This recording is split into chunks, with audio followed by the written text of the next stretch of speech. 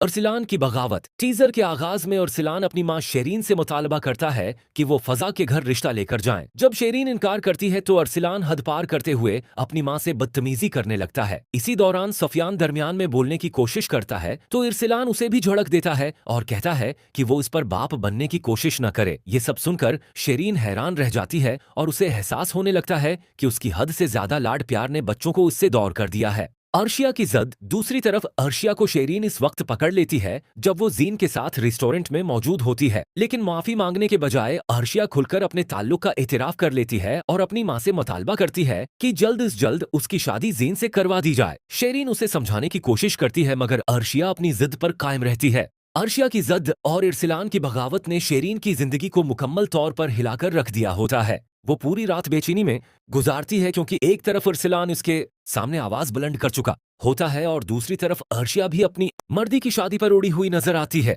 शेरीन बार बार यही सोचती रहती है कि आखिर उसकी तरबियत में ऐसी कौन सी कमी रह गई जिसकी वजह से आज उसके अपने बच्चे उसकी इज्जत करना भी भूल गए हैं।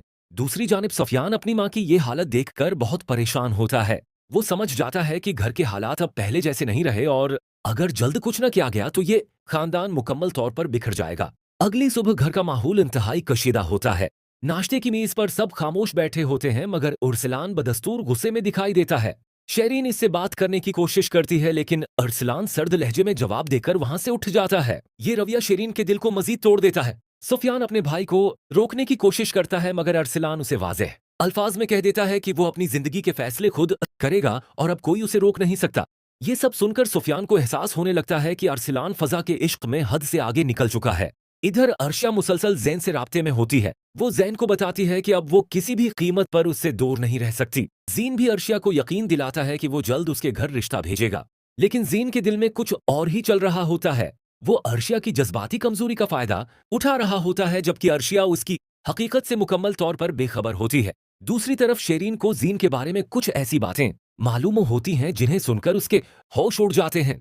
उसे पता चलता है कि जीन का माजी इतना साफ नहीं जितना वो खुद को जाहिर करता है। शेरीन फौरन अर्शिया को अपने कमरे में बुलाती है और उसे समझाने की कोशिश करती है कि जीन उसके लिए सही इंसान नहीं, मगर अर्शिया अपनी मां की एक बात सुनने के लिए भी तैयार नहीं होती।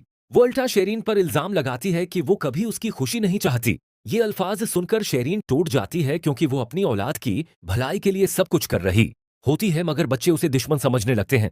इसी दौरान फजा के घर वाले भी अरसलान के रवैये से परेशान होते हैं। फजा की वालदा उसे समझाती हैं कि ऐसे गुस्से वाले लड़के के साथ जिंदगी गुजारना आसान नहीं होगा, लेकिन फजा अरसलान के इश्क में इतनी अंधी हो चुकी होती है कि उसे किसी की बात समझ नहीं आती।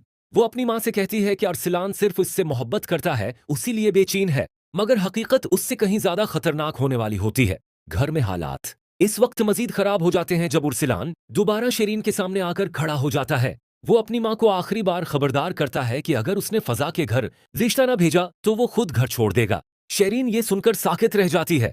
उसे यकीन नहीं आता कि उसका बेटा एक लड़की के लिए अपनी मां को छोड़ने की धमकी दे सकता है। सुफियान गुस्से में आकर इरसलान को थप्पड़ मारने लगता है मगर शेरीन दरमियान में आ जाती है। वो नहीं चाहती कि उसके बेटों के दरमियान नफरत मजीद बढ़े। दूसरी तरफ जीन अपने दोस्तों के साथ बैठा अर्शिया के बारे में ऐसी बातें कर रहा होता है जो उसकी असलियत जाहिर कर देती हैं।